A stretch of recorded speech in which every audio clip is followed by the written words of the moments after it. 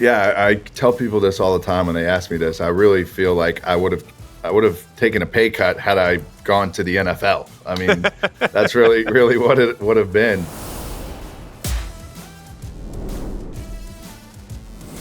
Hello and welcome. It is always college football, and we are so happy to be with you here today on July 14th. We have an exciting week coming up here on Always College Football. We have the SEC Media Days that will get underway today. So much to look forward to, so much to preview.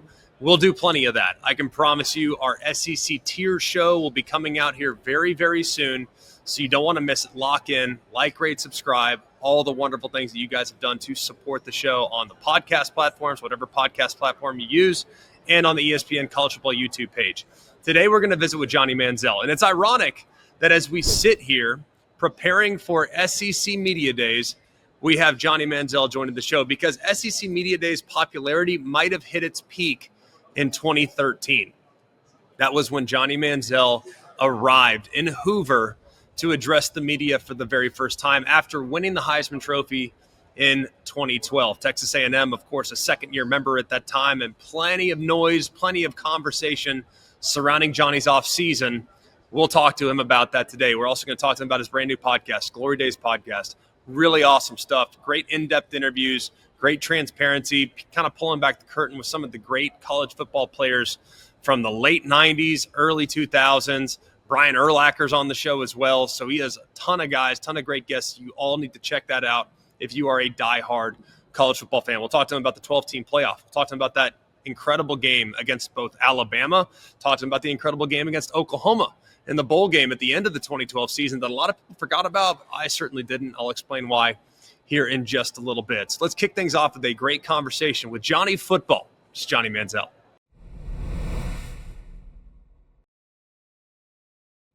We welcome him in now. He's Johnny Manziel, Heisman Trophy winner, one of the most exciting college football players in the history of college football, one of my personal favorites. We're so happy to have him here on the pod today. Johnny, what's going on, my friend? Nothing, man. I'm just enjoying summer a little bit in London right now, so definitely across the world from where I'm used to. You taking in some tennis? Like, what's going on? I am going to go check out some tennis tomorrow. Should be nice. First time going to Wimbledon, so it'll be cool. I love it, man. Well, that's great. I know that things are rocking and rolling right now. Your Glory Daze podcast, I have so enjoyed it, buddy. Like, it's been so enlightening, fun, entertaining, real, human, all these things. So it's got to be fun to be a part of. How has it gone so far for you? I think it's been great for me. I think it's been really fun to be a college football guy to my core and to really get a chance to hear some different stories from college sports has been great. You know, I'm still really tapped in with the game every single year. So to see and have some people on who I loved watching play before I ever stepped foot on a college football field, hear their stories, hear how their journey was in college, and just get a chance to chop it up with them has been amazing. I've noticed a bunch of Longhorns, by the way. What's going on with you? Got to walk me through that. Like, I love Ricky Williams, my favorite college football player of all time. Vince Young right behind him. I know you got Urlacher on there as well, but like, we need some Aggie love, right? That's coming. It's coming for sure. We definitely we've had some sit downs with some pretty great Aggies so far. I know for me, sitting down with Vince was probably one of the coolest things that I've got a chance to do. I think that national championship team, his run that he had in college football was just top notch for a kid my age when I was really coming into the game and starting to watch college football. So that one was special for sure. And then having Ricky on, that guy's just one of one. He is one of a kind. There's no doubt about it, man. Y'all got to check out Glory Daze podcast, Johnny's podcast. You can find it anywhere on YouTube, anywhere you get your podcast. Just tremendous stuff, great interviews. I know those that listen to our show, diehard college football fans, they'll love to hear you kind of peel back the curtain and tell some stories. But I do kind of want to ask you. We're kind of in media day mode right now, and you had a pretty famous, I guess you could say, run in at media days back in 2013. Like, take me back to what you were thinking going into media days as a player representing the Aggies in 2013. Yeah, I think it was just a really crazy time, especially coming after the Heisman season. The season, our first year in the SEC, I just really don't think anybody expected us to have the kind of year that we did. And to come in and end up 11-2 and have the year that we had that year, end up with a Heisman Trophy. It was definitely crazy. And I think, I obviously put a lot of media on us throughout that off season with what my behavior was like. So definitely chaotic walking into that media day, and one that I'll never forget. Yeah, I would imagine so. But I remember that 2012 season, man. And I went to the Oklahoma game and the bowl game. And I was like, dude, you lit them up like there was no tomorrow. I don't remember what the numbers were like, but it was like one of the best performances I've seen in person. I like walked out of there thinking that was just absurd. You were a man amongst boys that day. Like that way to kind of cap off the season and like knowing how that could kind of catapult you to superstardom, even though you'd already accomplished that in the regular season. Like, what did that bowl game kind of mean for you? I think it meant a lot for a lot of guys on the team, especially a lot of seniors. You know, we had been in the Big 12 previously. I remember being a red shirt the year before and going to Norman and getting absolutely throttled. So to like have an opportunity to play against a team that we had, been playing against in the Big 12, hadn't had a ton of success against, to come in that year in a stadium like Jerry World and end the season that way, was amazing. I think it was nice to have it be against OU for sure. Yeah, I would imagine so. Look, I mean, obviously, I remember that because it was the first college football game I'd been to in a really long time, and it was so fun to kind of go back and be back in the mix. But I think back also to that game against Alabama, the one that kind of just put the whole world on notice. Like A&M's a player, Johnny Manziel's a player. Like we're not taking the backseat to anybody. Walk us through that game, if you could, kind of the week leading up to that game and the opportunity that sat there in front of you. Yeah, I mean, I remember the week before, they obviously had a really tough game against LSU that came down to the wire. So you feel like, they're coming off a week where they had to play that LSU team that year, especially on defense, was really, really good. So it felt like maybe we got lucky with the way the schedule was a little bit. And then, we were really peaking, at a good time there. We'd been on a little bit of a run going into it. So I think offensively, the way Cliff Kingsbury was scheming things for that week, I think we had a lot of confidence in the way that we were playing. And then, at the end of the day, having already lost 2 games that year, we didn't feel like we really had anything to lose. So, you never know. First time for any of us really walking into that stadium, what a scene it is kind of walking out onto that field. But, to start the game, being able to come out and score on our first 3 drives and really feel like we had to put some of the pressure back on them was huge for us. And then as you watch in the second half of that game, I think, the game was a lot tighter. Alabama started to do their thing on offense. I mean, some unbelievable players all across the field. So, I think we made just enough plays that we needed to, and it really was a great job by our defense. As much people give me credit for, what happened that day, we made some really good plays in offense, but our defense and our special teams, down to the very last play, getting them to jump off sides and allow us to kneel the ball out was just a full team win and one of the best wins I was a part of at my time at A&M. Did you know at what point? I know that it was an interception that ultimately sealed it at the very end. It was like the craziest game ever. I remember watching it. We were in Seattle. We were playing the Seahawks next day, and I was like losing my mind. Like, this is insane. Like, you guys couldn't be stopped. But was there a moment where you're like, we got him? You know what I mean? Like, this is the moment we got him. Not until we put our punt team out with a minute left and got them to jump off sides and we got the ball back and a first down to be able to kneel it out. I mean, the second half of that game, AJ was throwing bombs down the sideline. I mean, big plays. I think we were really nervous, especially, they got the ball down to the 5-yard line with a couple minutes left, which is, flipping the whole script, would have given them the lead for the first time in that whole game and put a lot of pressure on us to have to drive down the field and score again. So what a great job on interception by our defense to really take a lot of the pressure off of us. It was crazy, man. I remember it vividly. I could probably walk you through play-by-play. Just remember that game. On the other side of the coin as a Bama guy, like, get hurt, but it was also like, dang, this is pretty impressive. I got to be honest. Like, you were kind of the poster child for, like, the way it used to be and what it's now become, the NIL, the pay-for-play, the now house settlement that's led to these athletes making the ton of money. Like, dude, you had to have cleaned up if you lived in this era. Like, what would Johnny Manziel's NIL situation have looked like if you were to be the quarterback, say, in 2024? Yeah, I tell people this all the time when they ask me this. I really feel like I would have taken a pay cut had I gone to the NFL. I mean, that's really what it would have been. It is crazy times that we're living in. And I think, in a lot of areas, still figuring out exactly how to make it work the right way, where it's not just the biggest boosters and the richest schools. I mean, if you look at A&M, I feel like we've put a ton of money into our NIL, and it hasn't necessarily translated onto the field. So, I feel, guys who are playing at a high level, who are really, noticeable and really marketable, are making a great amount of money off the field, to the point where guys are, have the opportunity to stay in school rather than having to go, to the NFL early. I always kind of ask the question though, like people ask me all the time, like, what would you have made? I'm like, I don't know. Like, I mean, probably would have done pretty dang well. But like at the Yeah. end of the day, there was something like kind of cool about our era. And while I understand that there are like some stuff going on in the periphery, like the underbelly and all that stuff, like whatever, like remove that for just the moment.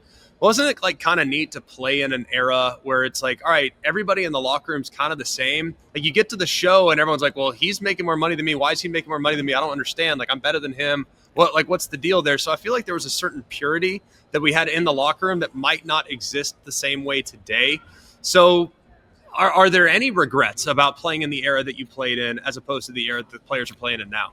No, I think you're right. You nailed it. There was a lot more purity in college football rather than you see these days. I mean, you didn't have the opportunity to go and change schools, and sitting out a year and during our time was a catastrophic thing. One that you couldn't, especially after being on the field playing. If you transfer somewhere, you got to sit a whole year. Like that wasn't even really in anybody's like mindset of doing anything like that. Now you see guys who are playing 4 or 5 different schools in their 6-year career. I mean, guys have played 7 years because of the COVID year and everything. So, I do feel like, our era was a lot more pure form of college football, and one that, I don't know if we'll ever see again or get back to. Yeah, I think it's fair. Look, you decided to leave school after your third year, you became a first round pick. A&M clearly has deep pockets. Right, so in the event in which you were deciding, let's just pretend that 2013 season was actually 2024, and you were deciding, hey, do I go pro or do I come back? What would the dollar figure had to have been for you to say, yeah, you know what, I'll come back to school for another year and we'll go chase a title? I mean, I think no matter what, being in the NIL era, if that would have, been the equivalent of 2013, I would have stayed no matter what.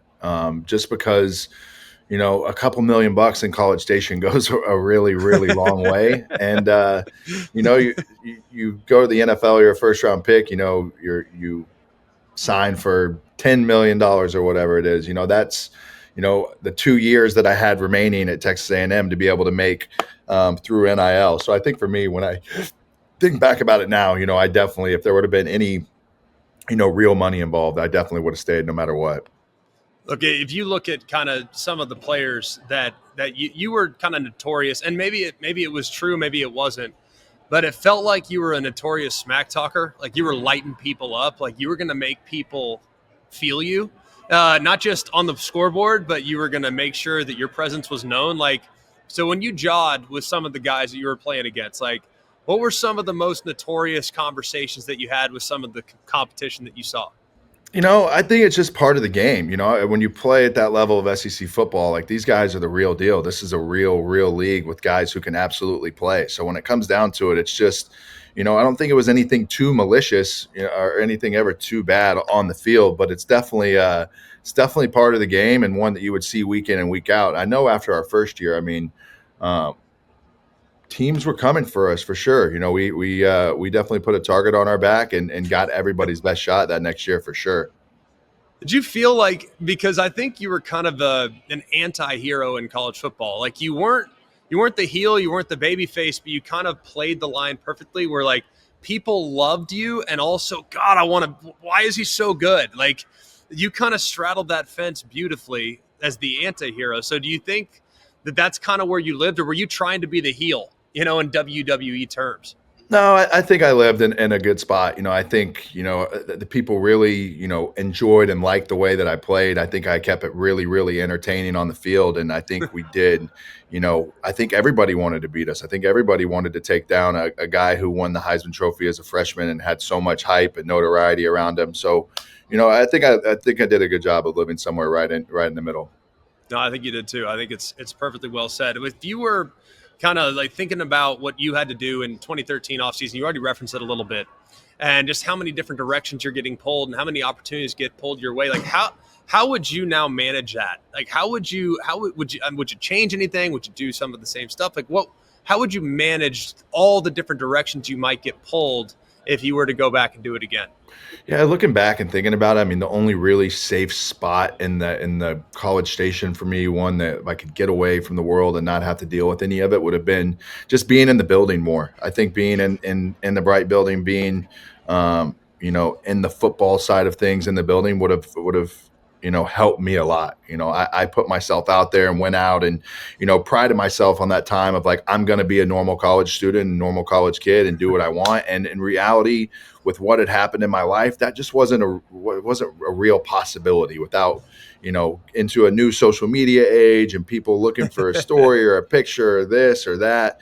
I think I could have done a better job of staying a little bit more low key and just putting myself in a situation where it was a little bit better.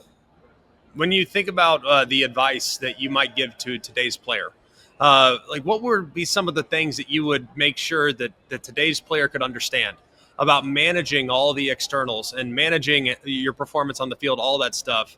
How would you best like to help this next generation of college athlete?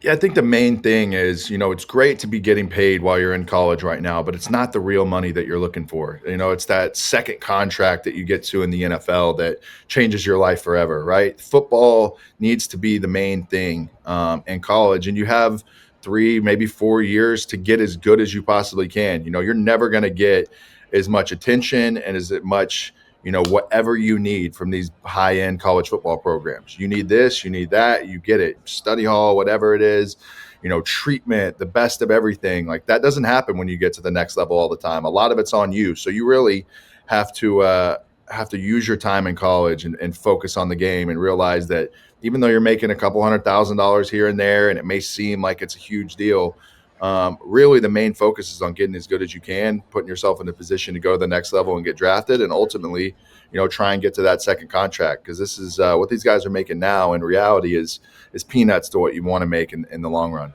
There's no denying that. When you see guys making $55 million a year playing quarterbacks, pretty good spot to be. No No doubt. doubt about it. And looking at just kind of where we've gone in college football, we now have the 12-team playoff. And I think playing you guys would have been really scary because oftentimes great quarterback play is going to translate on the field to wins. So I think to kind of where the world has gone, you played in the BCS era. Had you been in the 12-team playoff era, how dangerous would A&M have been?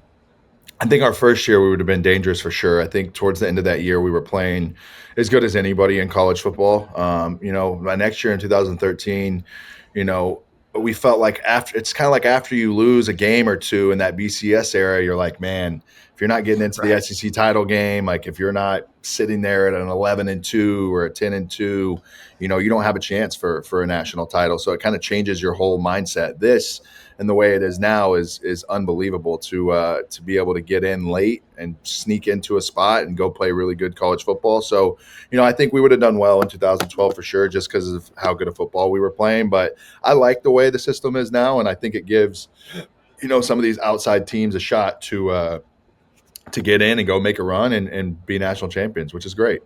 Especially those teams that are kind of peaking at the right time. It's hard to disagree with any of that. A couple more and we'll get you out of here. We know you're over there in London, and we appreciate the time, and we so appreciate the podcast that you're putting out, Glory Daze. It's been just phenomenal up to this point. You look at Texas and Oklahoma now in the SEC, and you didn't have a chance as a starter to start against the Longhorns.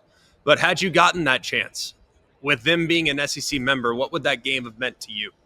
Oh, it would have been huge. I mean, I think I got a chance to my red shirt year was the last year that we played Texas. We lose in a heartbreaking fashion.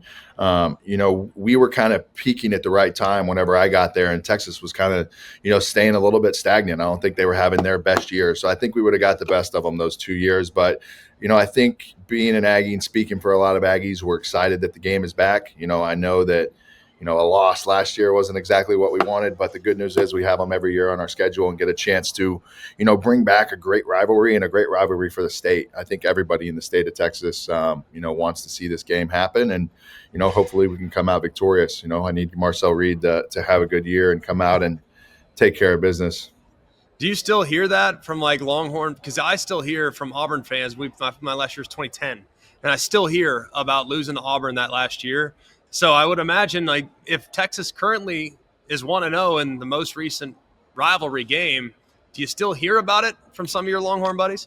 Yeah, I think I was probably talking some crap on Twitter or something about when this game comes back, we'll get the best of them. So I got tagged in quite a bit of stuff after we lost. So, it's one of those things where, you need to go and win that game. A lot of your season depends on, just like an Auburn, Alabama type of situation. A lot of it's like, but did you beat your rival? That's what it really comes down to. Yeah, there's no denying that, and it can certainly make or break a year, especially in the state of Texas when on A&M and the Longhorns tee it up every single season. Finally, we'll get you out of here with this kind of living in the NIL world, and with look as an SEC quarterback in a small town with a big university, huge brand behind you. There's enormous pressure, and some guys rise to it like you did, and some guys struggle with it. But I feel like it's heightened now in the NIL era.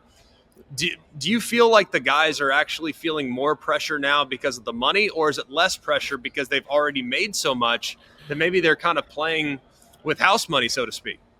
I would think it would probably be. I mean, it's still a lot of pressure, right? To be a starter of an SEC school, any of them throughout the entire conference. There's a huge fan base and huge, school pride that goes into it. So, I mean, I think you have pressure in going out and having to, play well and play at a high level every single week. I think the NIL side of it really does give you, a cushion. You can be a 4-year starter now in the NIL world and set yourself up really, really nice, whether you go up to the next level or not. This is money that before somebody goes into the real world to do whatever they do, this is an unbelievable cushion. So as far as, from a financial standpoint, it takes a lot of the pressure off the guys, rather than playing 4 years and coming out of there with maybe a couple grand in your bank account, you're sitting there with commas now. So, I think the pressure to perform on a Saturday as an SEC starter will always be high and it'll always be there. But from an NIL standpoint, if you get named the starter, you're making pretty good money regardless. So it should take a little bit of pressure off that financial side. Yeah, you say commas, plural. There's still comma in thousands, but I don't know, 4 figures a little different than the 6 and 7, maybe even 8 that we're seeing now today. Johnny, this has been tremendous, man. We're so happy for you. We're so happy for the success of your podcast. Just look forward to seeing what's next for you, my friend. Let's tee it up one of these days. Would love to, brother. Always appreciate you having me on and wish you nothing but the best.